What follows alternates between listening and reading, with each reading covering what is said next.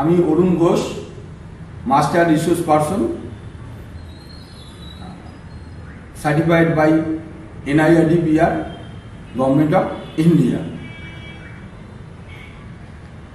মানব সেবার মধ্য দিয়েই হয় সার্থক ঈশ্বর সাধনা। এই বিষয়ে আমি আলোকপাত করতে চাই। আমরা সবাই মিলেই বহুরূপে সম্মুখ ছাড়িকতা খুঁজিছে ঈশ্বর, জীবে প্রেম করে যেই জন সেই জন সেবিছে ঈশ্বর। বিবেকানন্দ এই অমোঘ বাণী আমরা সবাই জানি। ঈশ্বর সাধনা মানব সেবার মধ্যে দিয়েই হয়। সেই বিষয়ে আমি একটি ছোট্ট গল্পের মধ্যে দিয়ে বিষয়টি অনুধাবন করার চেষ্টা করা যায়।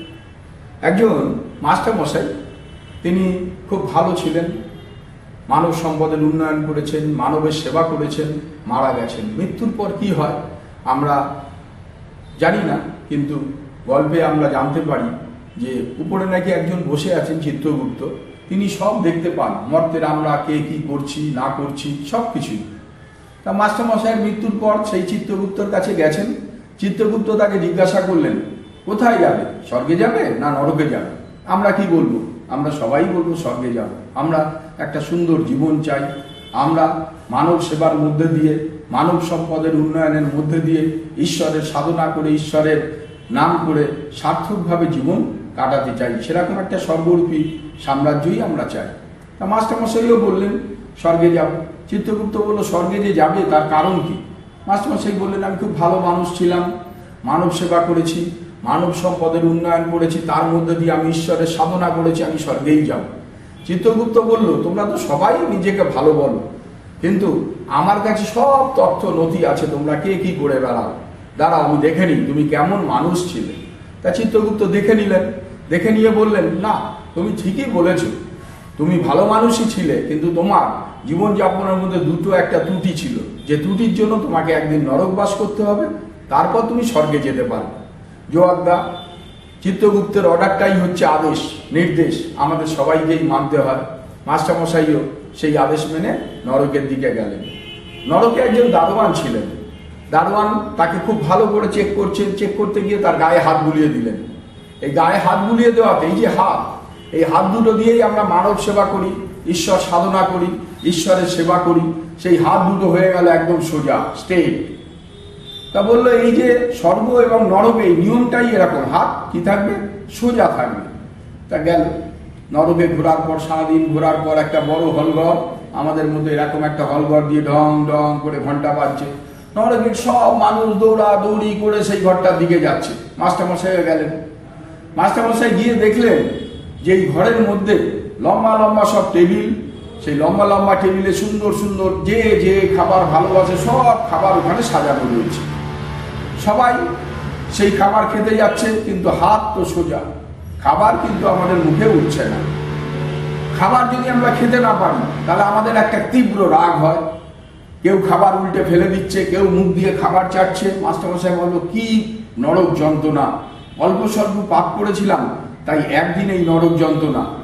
যাই হোক, পরের দিন তিনি স্বর্গে গেলেন। স্বর্গেও সারাদিন ঘুরলেন, দেখছেন বিভিন্ন রকমের মানুষ, ভালো আলোচনা খারাপ আলোচনা সবই চলছে। তারপর ঠিক স্বর্গেও তাই, ঠিক দুটোর সময় ঢং ঢং ঢং ঢং করে একটা ঘন্টা বাজছে বড় হলঘর থেকে। স্বর্গের সব মানুষ ওই ঘরটার দিকে যাচ্ছে।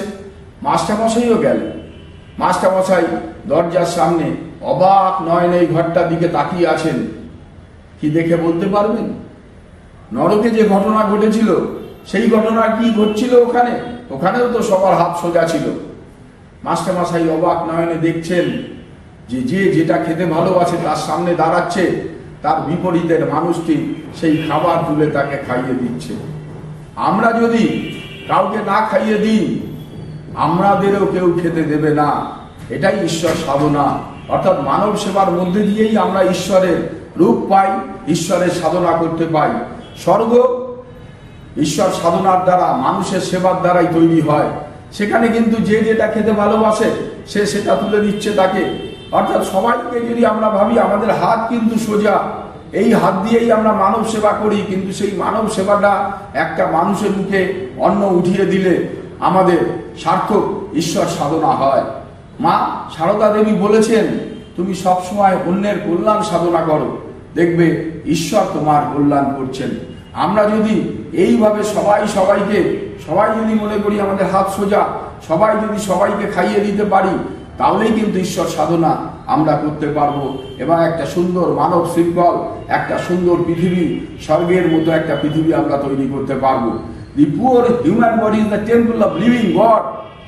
আমাদের এই নশ্বর দেহের মধ্যেই একটা ঈশ্বর বা দেবতা বাস করেন, যে দেবতার আমরা পূজা করি, কোনো মানুষকে শ্রদ্ধা করি, কোনো মানুষকে নমস্কার করি, আমরা সেই ঈশ্বরকে নমস্কার করি। সেই ঈশ্বরকে জাগ্রত করতে পারলে, সেই ঈশ্বরের সেবা করতে পারলেই আমরা আমাদের এই সুন্দর পৃথিবীটাকে স্বর্গের মতো জায়গায় নিয়ে যেতে পারবো। মানব সেবার মধ্যে দিয়েই একমাত্র ঈশ্বর সাধনা করা সম্ভব হয়। নমস্কার, সবাই ভালো থাকবে।